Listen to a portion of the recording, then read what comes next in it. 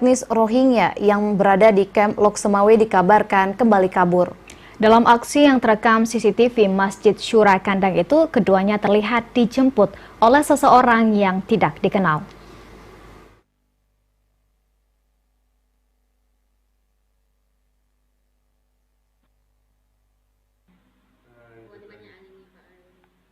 Dua pengungsi Rohingya berhasil kabur dari kamp pengungsian PLK Kandang, Kecamatan Muara II, Kota Lok Semawe, Kamis kemarin.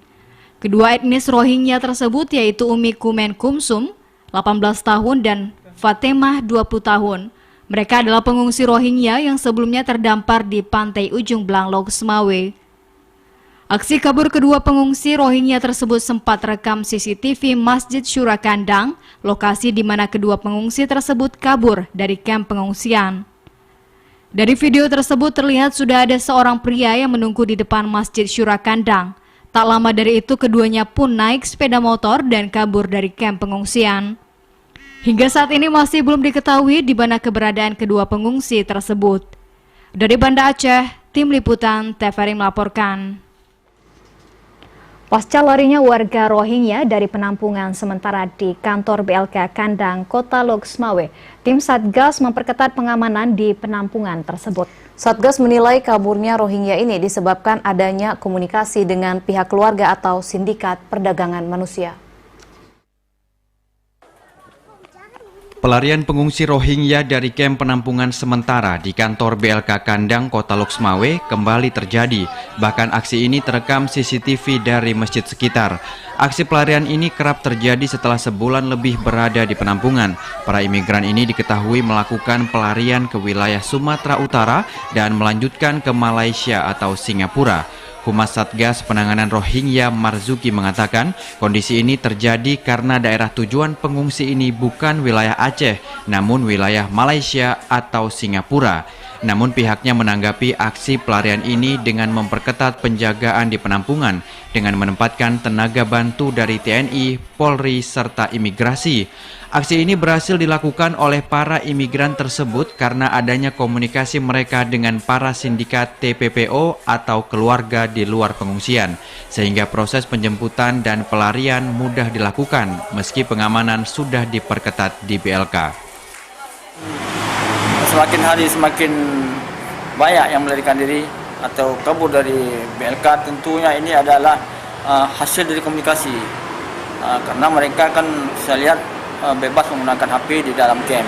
Mungkin hasil komunikasi antara pihak dalam dengan keluarga mereka atau sindikat yang ada di luar, makanya mereka bisa melarikan diri. Pihak pemerintah mendesak UNHCR untuk segera melakukan penanganan dan pemulangan ke negara ketiga atau negara tujuan imigran tersebut.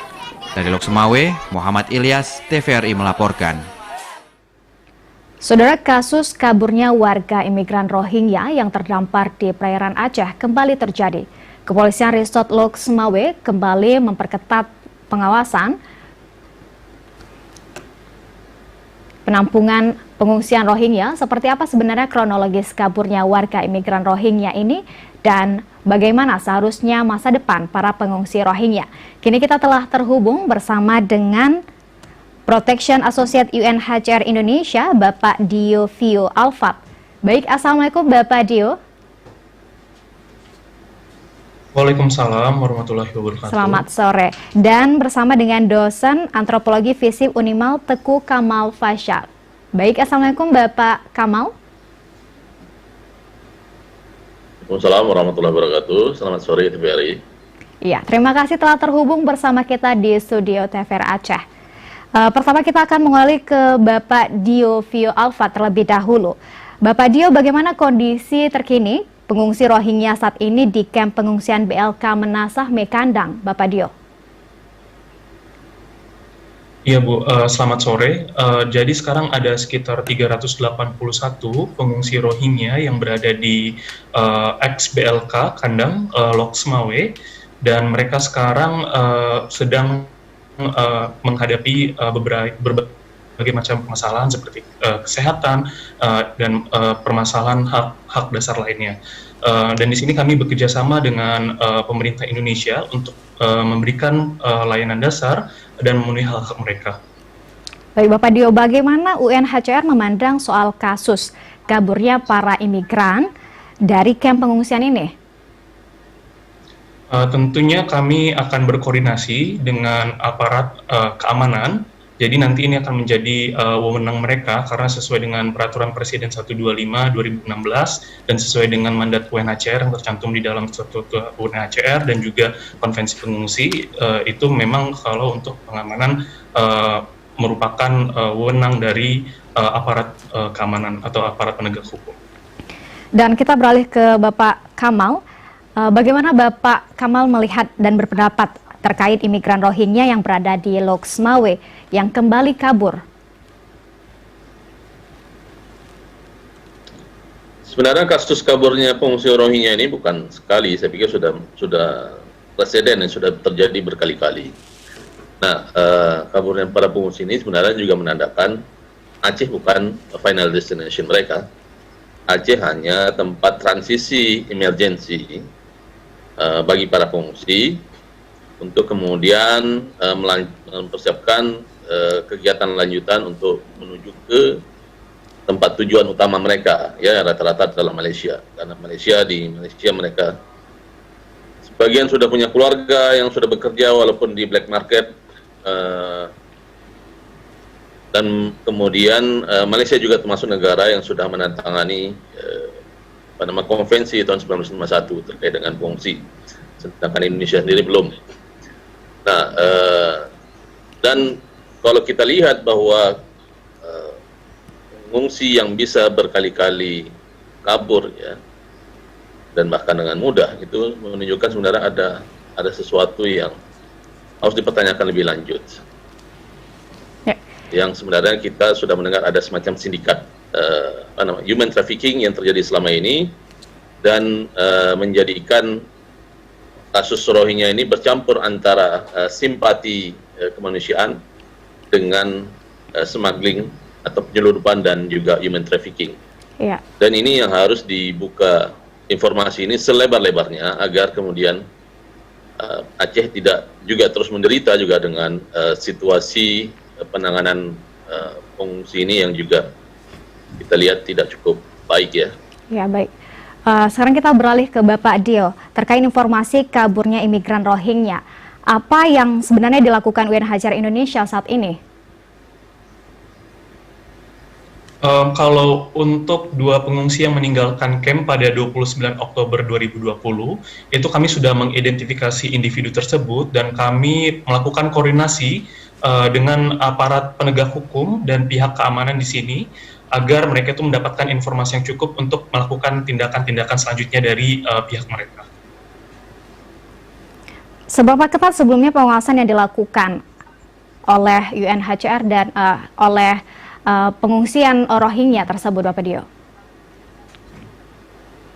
Untuk pengamanan sesuai dengan peraturan presiden dan juga sesuai dengan SK Wali Kota Loks Mawe itu ditujukan kepada aparat keamanan, dan di situ aparat keamanan itu selalu ada, dan juga dari pihak UNHCR itu kami juga memiliki security officers kami yang ada di sana, dan pengamanan itu selalu dilakukan sana.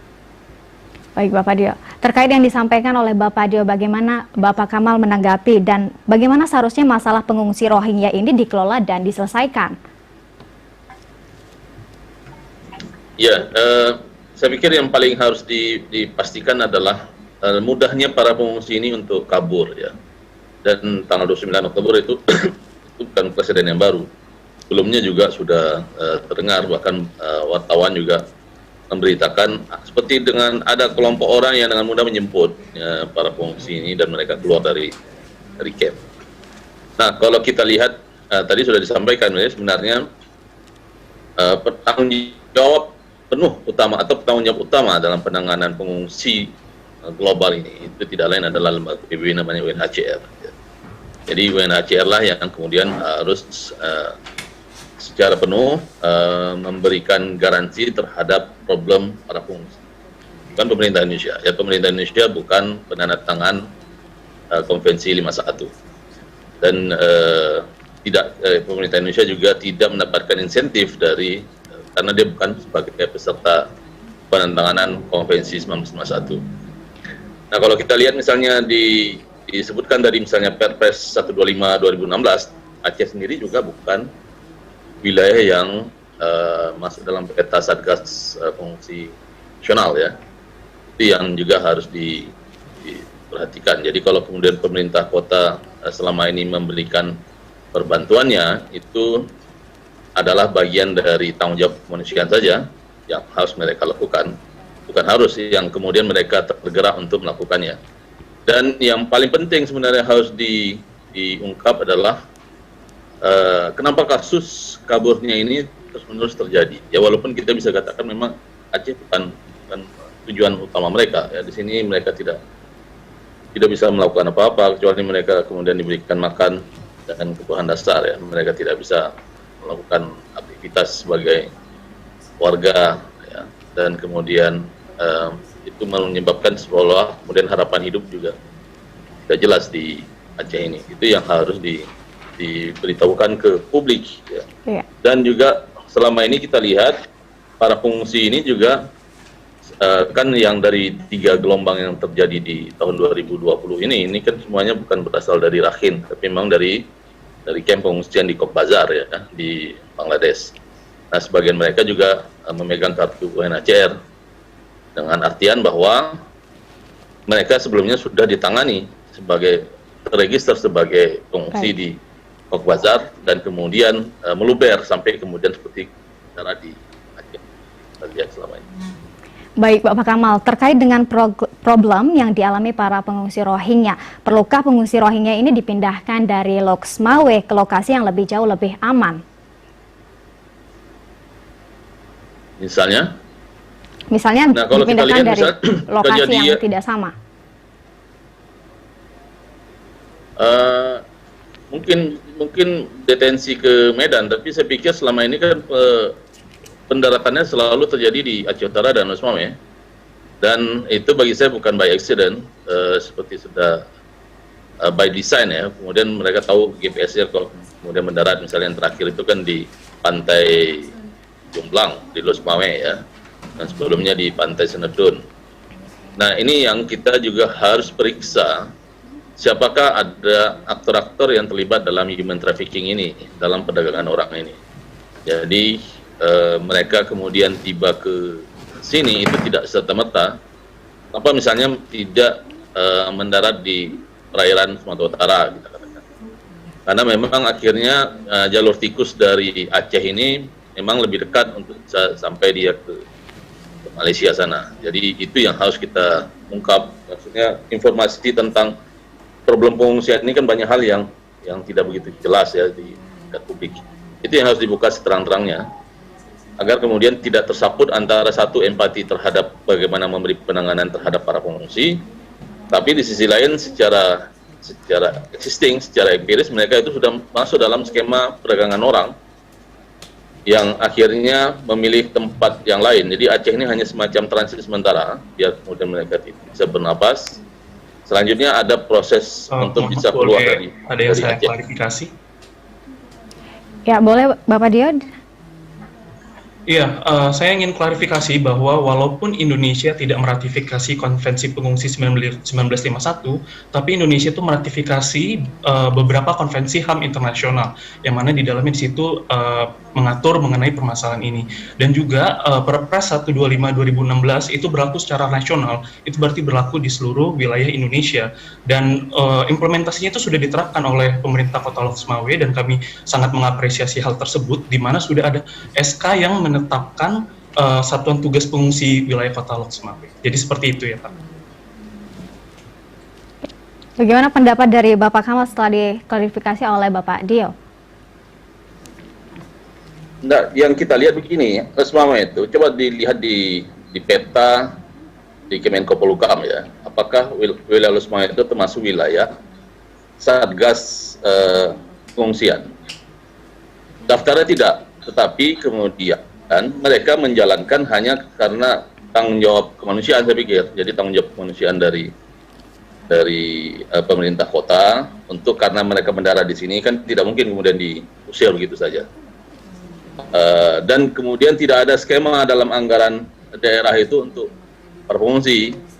Jadi kalau kemudian itu digunakan, itu sebenarnya bagaimana menyisip-nyisip anggaran yang sebenarnya tidak terdapat di dalam skema anggaran pemerintah. Tapi hanya karena alasan untuk demi kemanusiaan itu ditangani tentang para pengungsi yang tiba di Aceh. Bahkan sebenarnya posisi Medan itu lebih jelas sebagai satgas pengungsian untuk para pengungsi yang disebut dengan refugee, ya, pengungsi internasional, bukan Iya, IDP. Pak. Tapi kalau untuk peraturan presiden Baik. itu berlaku secara nasional, Pak. Jadi seluruh wilayah Indonesia, ya.